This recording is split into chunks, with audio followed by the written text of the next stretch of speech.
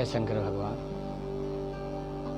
एक बार का बात है कि सती और महादेव दोनों आदमी साथ में वन में भ्रमण कर रहे थे।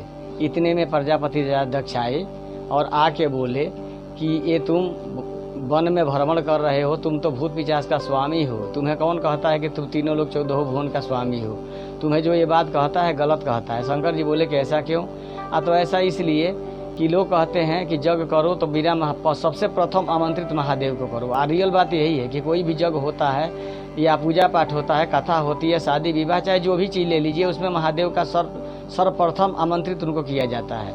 लेकिन प्रजापति राजा दक्ष बोले कि मैं एक ऐसा जग करूंगा जिस जग में सबको बुलाऊंगा, सारे देवता को, लेकिन तुम्हें नहीं बुलाऊंगा क्योंकि तुम भूत पिशाच का स्वामी हो। शंकर जी हंसे, बोले कि कोई बात नहीं, अगर तुम्हारा दिल नहीं करता है तो मुझे मत बुलाना, मैं नहीं भी आऊँगा तो कोई दिक्कत नहीं है, मेरा आशीर्वाद तुम्हारे साथ है, जाओ जो भी कुछ करोगे सही होगा। लेकिन ये बात सती को सुन के मन मन बहुत तकलीफ लगा। सती बोली कि तीनों लोग 14 भुवन का स्वामी भगवान शंकर हैं और इनके बिना गए जग कैसे सिद्ध होगा, ये मैं भी देखती हूँ। और मेरे पिता तो अहंकारी हैं, लेकिन वो अपने अहंकार बस नहीं समझ रहे हैं, महादेव का अपमान कर रहे हैं। बोले कोई बात नहीं सती, जाने दो। इतने में कुछ दिन के बाद सब जगह जगह पत्री गया, चिट्ठी गया, सब जगह सारे देवता को आमंत्रित किया गया। लेकिन सती देखती रही कि मेरे घर भी मेरे पिता पत्री भेजेंगे, आमंत्रित करेंगे मुझे, महादेव को, दोनों आदमी को। करते करते जग के 3 दिन बीत गए, 2 दिन बाकी रह गया, तब तक इनके घर कोई चिट्ठी पत्री नहीं आया। तो महादेव से बोली कि महादेव, हमारे पिता इतने बड़े भारी जग कर रहे हैं जो तमाम सारे देवी दुर्गा देवता को आमंत्रित किए और मुझे या आपको नहीं बुलाए। बोले कि कोई बात नहीं सती, जाने दो, एक बार तुम्हारे पिता मेरे को भूत पिशाच का स्वामी कह के अपमानित कर चुके हैं, अब दोबारा मैं वहाँ जाके और अपमान होना नहीं चाहता। सती बोली कि ऐसा क्यों? तो ऐसा इसीलिए कि वो कहते हैं कि तुम्हें जो भी कोई महादेव कहता है बहुत गलत करता है, मैं ऐसा जग करूंगा कि बिना तुम्हें बुलाए जग को सिद्ध करूंगा, तो उनका जग संपूर्ण होने दो, मेरा आशीर्वाद है, मैं भी चाहता हूं कि जग संपूर्ण हो जाए। सती बोली कि नहीं ऐसा नहीं होगा, बार बार उनकी चरण वंदना करने लगी और बोली कि नहीं महादेव, मैं अपने पिता के घर जाके रहूंगी, अभी जाऊंगी, इसी वक्त जाऊंगी, हर हाल में मेरे को भेजिए।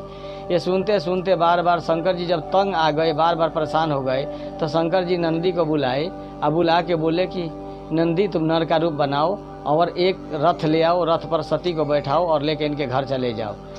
नंदी बोला कि क्यों महादेव आप? तो नहीं, मैं नहीं जाऊंगा, मुझे आमंत्रित तो नहीं किए हैं, लेकिन सती का कहना है कि मैं जाऊंगी, तो सती को आप ले जाके वहाँ पे छोड़ाओ इनके घर, और छोड़ के आ मत जाना, देखना कि सती के साथ कौन आदमी कौन क्या कर रहा है, कोई दुरुपयोग कर रहा है, कोई गलत कर रहा है, ये सारी बातें मुझे बताना तुम। बोला कि ठीक है प्रभु, जो आ गया हो। नंदी तुरंत अपना नर का रूप धारण किया और रथ बन ले आया, ले आकर के सती को बैठा के प्रजापति राजा दक्ष के घर लेके चल दिया। प्रजापति राजा दक्ष के घर जब सती गई, जाके देखने लगी तो उनकी 360 सखी थी, जिसमें कोई सखी नहीं आई घर से कि उनकी मम्मी आई, और मम्मी आके उनको निकाल के और ले गई, यहाँ से रथ पर से उतार के घर में ले गई। घर में ले जाके उनको शांति बैठा दी। इसके बाद जग हो रहा था, जग देखने के बहाने सती बाहर आई और बाहर आके हवन कुंड के बगल में सती ने अब शंकर जी का ध्यान करके अपना शरीर साध दिया, यानी विलीन हो गई, उनका आत्मा निकल गया और शरीर बच गया। अब ये बात जब नंदी देखा तो नंदी आकर के शंकर जी से बताया कि महादेव बहुत अनर्थ हुआ। सती ने प्रजापति राजा दक्ष के घर जाके और अपना प्राण त्याग दिया। महादेव ये क्या हुआ? शंकर जी क्रोध से पागल हो गए, पागल होकर डांडव करने लगे, और डांडव करते करते सर में से जटा नोचे, एक जटा उखाड़े और उखाड़ के उसको ऐसे 2 टुकड़ा किए, लेकिन वो 3 टुकड़ा हो गया। 3 टुकड़ा में सर्वप्रथम अवतार हुआ काली का, फिर महाकाल का और वीरभद्र का। वीरभद्र ने फिर कहा उनसे कि कहो आज्ञा स्वामी, कहाँ किसका विध्वंस करना है?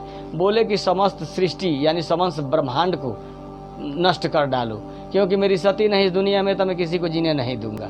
ये बात सुन के वीरभद्र वहाँ से चल दिया, क्योंकि शंकर जी का 12वां रुद्र अवतार वीरभद्र है, ये तनिक शंकर जी से कम नहीं था। अबे चला त्रिशूल लेके लगा सबका गला वाला काटने। वहाँ कोई देवता, कोई देवी दुर्गा, किसी का पावर नहीं जो कोई इसको रोक दे, किसी से रुके ही ना। सबसे लास्ट में त्राही चारों बगल होने लगा। फिर वहाँ पर ब्रह्मा जी आमंत्रित थे। ब्रह्मा जी बोले प्रजापति राजा दक्ष की बीवी को बुला के, उनकी मम्मी को बुला के सती को कि देखो महादेव बहुत क्रोध में है, इस क्रोध से बचने के लिए तीनों लोग 14 भुवन में अगर इनका क्रोध ऐसा रहा तो कोई नहीं बचेगा। ये तीसरी नेत्र खोल के ताक देंगे और सारी सृष्टि भस्म हो जाएगा, इसलिए इनको ठंडा करो। लोग बोले कैसे ठंडा किया जाए? तो ठंडा के लिए इसी हवन कुंड में जल्दी जल्दी शिवलिंग बनाओ, और शिवलिंग बना करके और उसी पर आमंत्रित करके अपना कपार सर रख के नाक दरो, बोलो कि महादेव महादेव शांत हो, महादेव शांत हो, तो शायद शांत हो जाएंगे और इसको भी मना कर देंगे, क्योंकि उन्हीं का रुद्र अवतार है जो इतना उत्पात मचाया है। अगर उनके बिना मना किए नहीं मानेगा। तो अब सारे लोग शिवलिंग बना करके वहाँ पे लगे जल ढारने, बेलपत्र चढ़ाने और हर हर महादेव शांत हो शांत हो शांत हो करने लगे। तब शंकर जी का गुस्सा शांत हुआ, शंकर जी वहाँ पर आए। तो इसीलिए शिवलिंग की पूजा करने से शंकर जी का क्रोध ठंडा होता है, और बेलपत्र चढ़ाने से भी ठंडा रहते हैं, और दूध के स्नान करने से भी उनको ठंडा रखा जाता है। इसीलिए वहाँ पे शंकर जी आए, आकर के उसको मना किए। तब उनकी सासू बोली कि प्रभु अब तो गलती बहुत बड़ा भारी अपार हमारे पति ने कर दी है, जो आपको अपमानित किया, और आप वीरभद्र तो जो है उनका गला काट दिया है। फिर शंकर जी बोले कि नहीं, इनका गला जुड़ जाएगा। फिर बकरे का शीश मंगा करके वो लगा देते हैं शंकर जी उनको, और फिर वो जय हर हर महादेव कह देते हैं वो।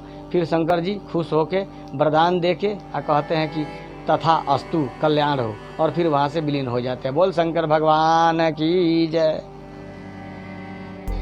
लाइक करें, शेयर करें और सब्सक्राइब करें और घंटा बजाएं।